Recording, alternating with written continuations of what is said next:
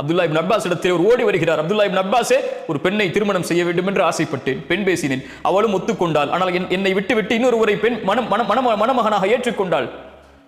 என்னால் கோபம் தாங்க முடியவில்லை, அந்த பெண்ணை நான் கொலை செய்து விட்டேன், அதற்குரிய தண்டனையை நிறைவேற்றுங்கள், ஆனால் எனக்கு அல்லாஹ்விடத்திலே மன்னிப்பு உண்டா? அப்துல்லா இப்னு அப்பாஸ் கேட்டார்கள், உன்னுடைய தாய் உயிரோடு இருக்கிறார்களா? அவர் கேட்டார், இல்லை, என் தாய் உயிரோடு இல்லை, மரணித்து விட்டார்கள்.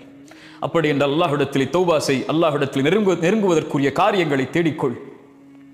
அங்கிருந்த நபித்தோழர் கேட்டார், தோழரை அப்துல்லா இப்னு அப்பாஸ் அவர்களே, ஏன் அவரிடத்திலே அவருடைய தாயை குறித்து விசாரித்தீர்கள்?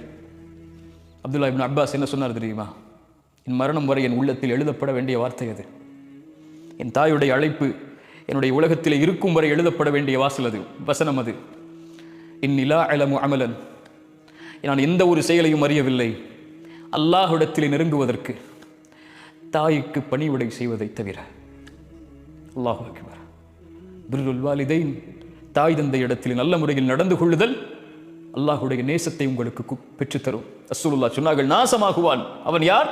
தாய் தந்தை வயதை அடைந்தும் அவர்கள் உயிரோடு இருந்தும் அதன் மூலமாக யார் சொர்க்கம் நுழையவில்லையோ அவன் நாசமாகுவான்.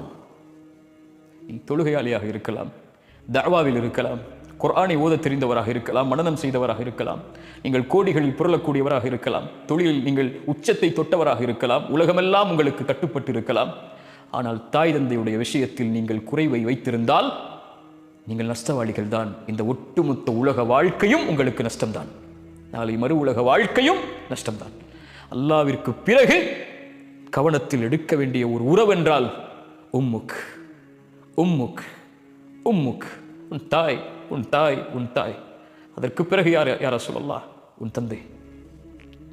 அனிஷ்குரிலி வலிவாலிதைக், பெற்றோர்களிடத்தில் நல்ல முறையில் நடந்து கொள்ளுங்கள். என் சகோதர சகோதரியை, எனக்கு நான் சொல்கிறேன், நம்முடைய தாய் தந்தை நமக்கு செய்த அருளை போன்று அல்லாஹுடைய அருளால் வேறு யாரும் இந்த உலகத்தில் நமக்கு எந்த அருளையும் செய்துவிட முடியாது. ஒட்டுமொத்த வாழ்வையும் நமக்காக கொடுத்து நம் நலனை மட்டுமே குறிக்கோளாக கொண்டு வாழக்கூடிய உறவுகள் அது. குறிப்பாக தாய் தன் எதிர்பார்ப்புகளை, தன் ஆசைகளை, தன் எண்ணங்களை, தன் வயதை, தன் வாழ்க்கையை, ஒட்டுமொத்தத்தையும் தன் பெற்றெடுத்த பிள்ளை நலமோடு இருந்தால் போதும் என்று கழிக்கக்கூடிய ஒரே உறவு இந்த உலகத்திலே தாய் மட்டும்தான். அந்த தாயை நோவினை செய்து, அந்த தாய்க்கு சேமத்தை கொடுத்து, அந்த தாயை தள்ளி வைத்து விட்டு, அந்த தாயை உதறி தள்ளிவிட்டு எந்த ரப்பை வணங்கப் போகிறோம்? அல்லாஹ்விடத்தில் நேசத்துக்குரிய அமல் தாய் தந்தை இடத்தில் நல்ல முறையில் நடந்து கொள்ளுதல்.